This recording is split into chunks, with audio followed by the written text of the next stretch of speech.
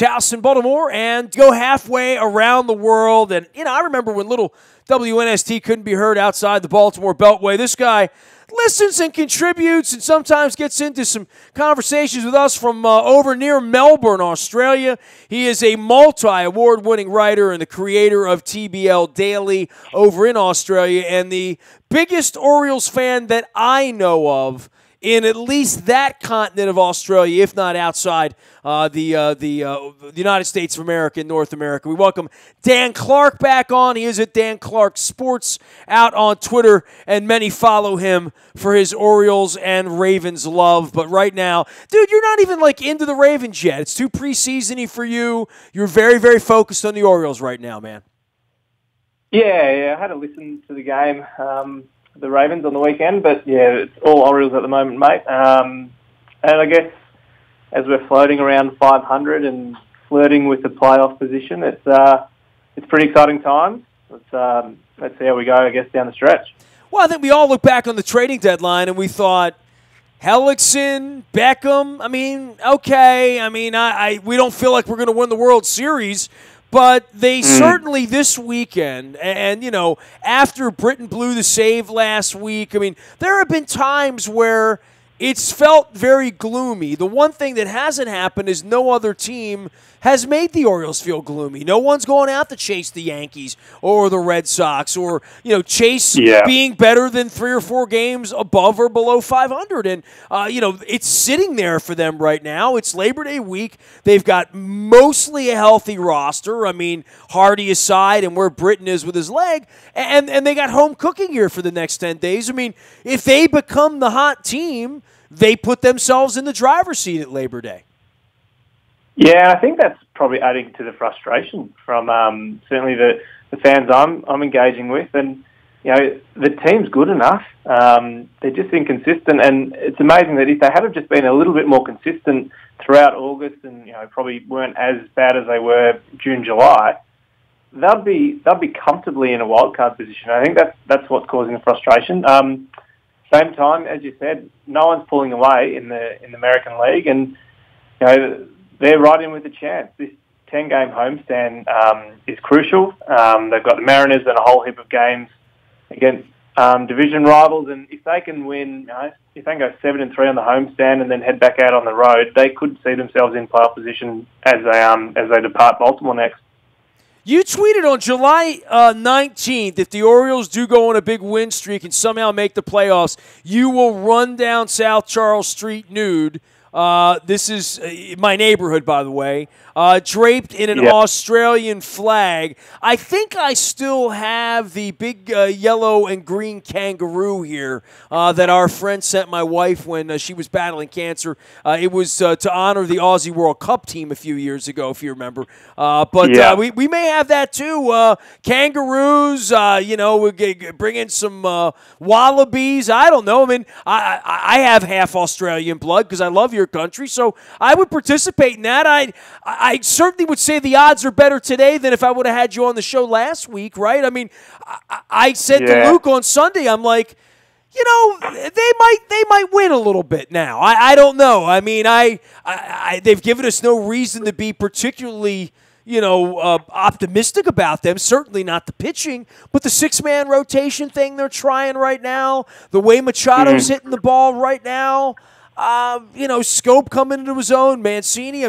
I think at some point even Chris Davis will participate in this over the next couple of weeks. Yep. But it's pretty obvious to me that bearing an absolute collapse for them, they're going to stay in this a couple of more weeks, and that's fun. That's good for everybody, I think. Yeah. Firstly, how did I know you're going to raise that tweet that I may end up regretting? But if they do it, I'll honor it.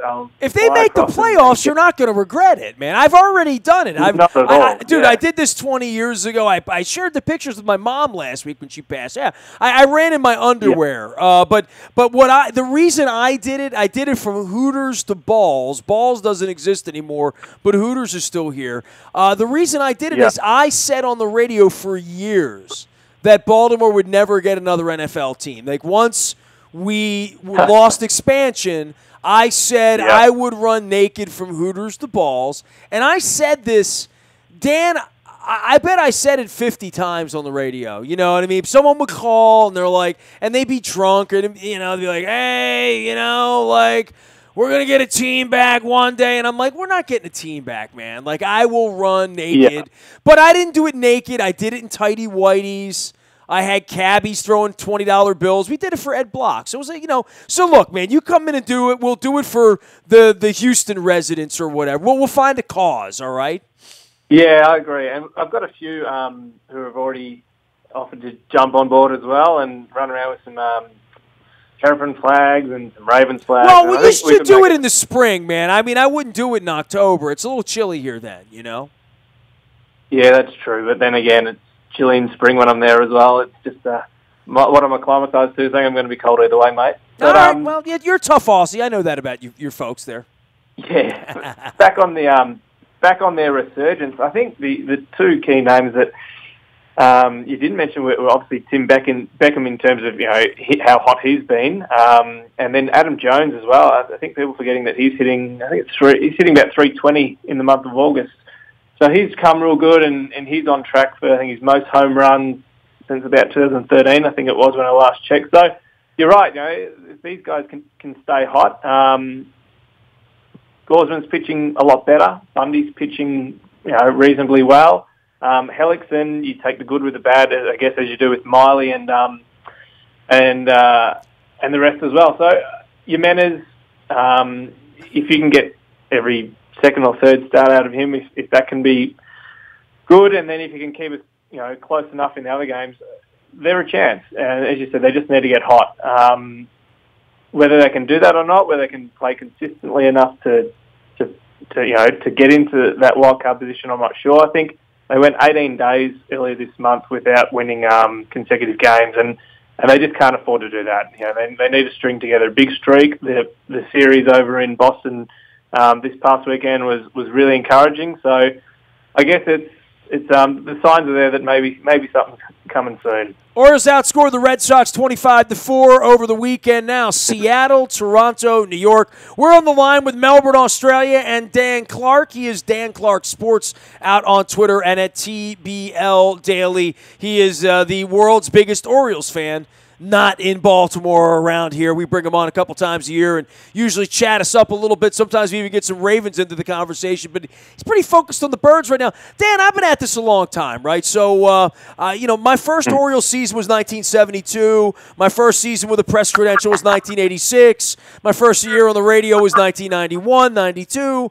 And, you know, every year it's a big story here in the offseason and certainly into June and July. The trading deadline, who's going to win, who's going to lose, who's going to get the best player.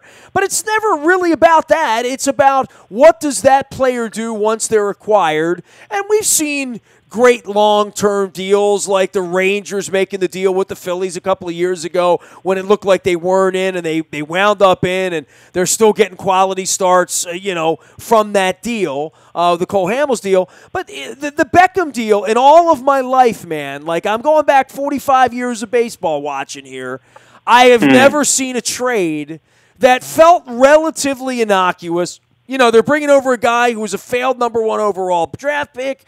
You know, he struggled. Yeah. You know, why would Tampa want to give him away? Tampa was 4 or 5 games over 500 at the time. I mean, they were like thinking they were in it. And, you know, this guy, all he's done is come out and hit 500 to start, then 400. And to your point, he doesn't roll off my tongue as a factor, but you know, that deal was the factor in August, and swaggy tee on the back of these crazy Jetsons hideous pajamas they were wearing over the weekend. There will never be another trade like that, dude. Like, in my lifetime, I've never seen anything like a 1-month sample size from a deal, even a deal where if you would have dealt for Machado or dealt for a real player to put those kind of numbers together for a month, just unprecedented. Really amazing thing, man. Yeah, I agree. And I guess the obvious follow-on to that is, where would this team be without him? You know, I reckon they'd be... Oh, I don't think we'd be talking about playoffs, would we? He's been absolutely sensational. You know, to hit nearly 400 over the span of time that he's been with the team is incredible. And I think a lot of people forget, you know, Tim Beckham, he hadn't played many I think he'd played about 240 games, I think, before he came across. So he's still relatively young, and I guess he's just still finding himself. And maybe this was the change he needed. And we see it. I guess we see the bad end of it with the amount of pitchers who seem to dominate as soon as they leave Baltimore. But maybe we've finally picked up a win here. Maybe we've finally got one where he's found the self-belief and he knows, what he's capable of. His approach at the plate's great. He uses the whole field when he's hitting. The amount of time he stays with the pitch and goes off-o, it's really impressive. So who knows? Maybe this is the Tim Beckham that did go number 1 overall, and he's just finally blossoming. He is Dan Clark. Dan Clark Sports out on Twitter as well at TBL Daily. I'm sorry, go ahead. No, I just said we can only hope. Oh, yeah, absolutely, absolutely.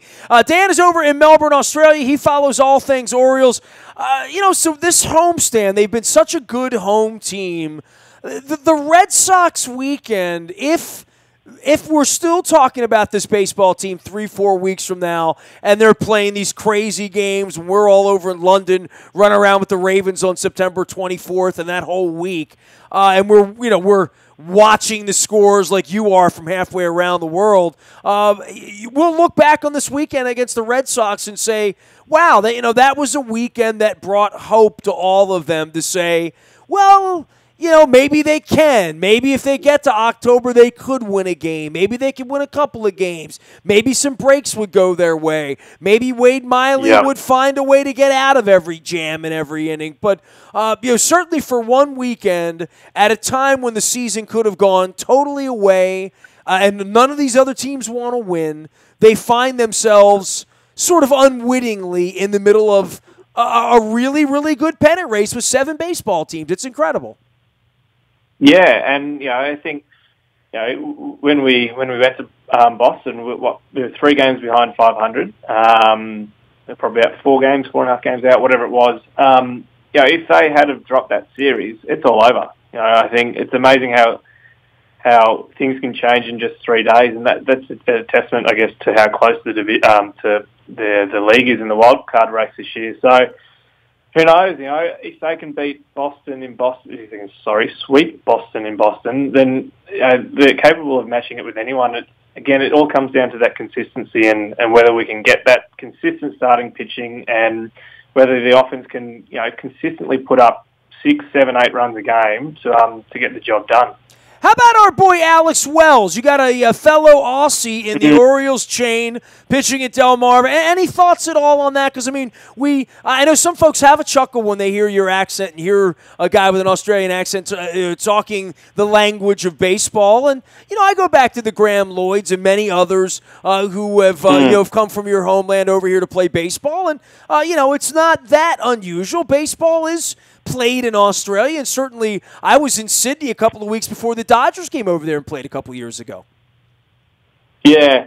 Look, guys like Liam Hendricks, who's having a reasonable season with Oakland. We saw him last week as well, and when they're over on the West Coast, so he pitched, it was 4 times against the O's in 7 games out of the pen there. So there's a few floating around in the majors, and there's a few more in the minors. Alex is having a really good season again. I had a chat with him earlier, I think it was probably in April or May, and he was just telling me how much he's really loving it over playing within the organisation. He hasn't got amazing stuff. He's got really good command, really good control of his pitches. Works the corners, doesn't walk many. I think he's walked 10 batters all year. He struck out 113 when I was checking this morning. So. The guy, he's whipped under 1, his ERA's, hovering around 2. He's doing everything right. But it's a different level. I can only get so excited about Delmarva. I love when pitchers do well. I'd love nothing more than to be wearing green and gold and having kangaroos and having you here in your Australian. Well, you got to wear a flag, right? It's gonna no underwear. The flag will be. You'll be fine. We won't. Yeah, I can't get you arrested over here. I'm not making bail for you, Dan. Okay. That's true. Otherwise, I'll never be able to get back. But you're right. Yeah, you touched on it. You're exactly spot on. We love seeing him do well with Delmarva, but what happens next? He'll probably start next year.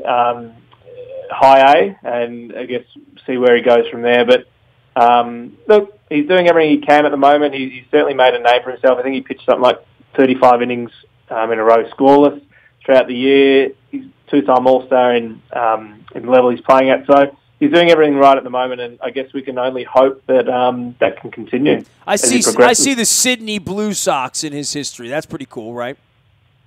Yes, that's his local team here in Australia. How many local teams are there in Australia for Alex Wells types to pitch on?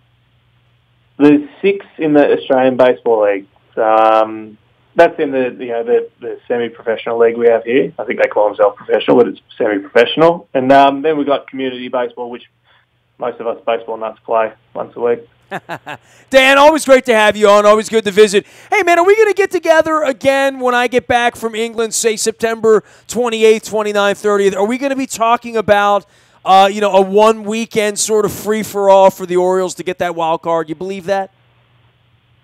I think we will. I'm back in the team. I think there's too much talent, certainly from an offensive point of view, to miss out on the playoffs, especially when it's such a mediocre year in the American League. So, yeah, I think we'll be talking in about a month's time, seeing them in that wild card position, if not better. Well, they have a very weird end of the road schedule. Dan, great checking in with you, man. We're going to send everybody out to follow you at Dan Clark Sports. Thanks. Good to speak to you again, man. He's a good mate. He's over in Melbourne, Australia, not in Sydney, Australia at all. And Alex Wells is from Newcastle. That's a town I spent the night in. So I actually have I've crashed one night at the Ibis in Newcastle, New South Wales, after seeing Springsteen at the Hunter Estates up in the hills where they make the wine. But Dan Clark can be found at Dan Clark Sports as well as at TBLDaily.com. He's over there in Melbourne, Australia, and he does a turn watching the Orioles every single night. Hopefully we're watching the Orioles over in London. If you are going to London, we're throwing a party on the Saturday afternoon from 11 until 3 at the Fox at XL. It's in the Docklands area in East London, very close to the Emirates cable car. We're going to be doing the Purple Sky March over the River Thames to the O2 Arena at 2:52 on Saturday afternoon, of course, to honor our New Orleans parade. Speaking of New Orleans, all sorts of weird storm stuff going on with Houston this week. The Ravens going back down to New Orleans. My weird Katrina memories, pre-Katrina memories down there. And, of course, fake football ending this week, and all of our eyes turn to Cincinnati for next week and hopefully getting Joe Flacco back out on the field. Nasty at WNST.net reaches me, Facebook, Twitter, LinkedIn, Snapchat, Instagram, streaming live on our Facebook as well, and of course the Buy a Toyota Audio Vault's there for you 24 hours a day from anywhere in the world on your mobile device if you want to tune in and listen from wherever you are, including Melbourne, Australia, hometown of AC/DC, so you know it can't suck. It's in Australia, too, which makes it cool. So there. Love having Dan on. I am Nestor. We are WNST.net, AM 1570, and WNST Towson, Baltimore, and we never stop talking Baltimore sports.